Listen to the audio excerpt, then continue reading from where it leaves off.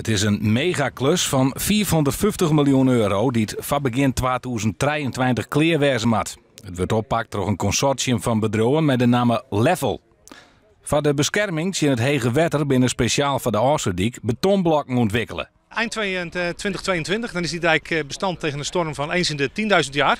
Dus het is een storm die vandaag op kan treden. Nou, als we naar het weer kijken, misschien niet helemaal vandaag, maar toch wel morgen. Maar als wij klaar zijn, dan is die dijk bestand tegen zo'n storm. Om het beton gauw bij de dik te krijgen, wordt in de nieuwe industriehaven van Haas een fabriek gebouwd.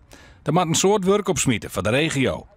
In totaal zullen op de hele Afsluitdijk ongeveer 800 man bezig zijn. In Harlingen zelf zullen er per shift 3 tot 4 man bezig zijn. Het hele terrein moeten lichten, we zullen de fabriek moeten bouwen, we zullen kadermuren moeten bouwen. En daar zit natuurlijk behoorlijk werkgelegenheid in. Bij Rijkswaterstaat binnen ze tierenwiers met deze klus. Ja, met de bouw van de Afsluitdijk heeft Nederland zich op de kaart gezet 85 jaar geleden als waterbouwland. En vanuit Rijkswaterstaat zijn we heel trots op de Afsluitdijk. En wij vinden dat je met heel veel respect voor het erfgoed van Lely ook die dijk moet gaan versterken. Dus daarvoor hebben we eigenlijk vanaf het begin af aan erop aangedrongen om dat met heel veel kwaliteit te doen. Er zullen alles ontdienen worden om grote verkeershinder vat te komen. Zo gaat het zo vanuit de IJsselmar met een transportbaan over de Oosterdijk naar de Waardzeekant. Maar dan nog moet het verkeer zo'n 2 jaar lang rekening houden met oerlijst.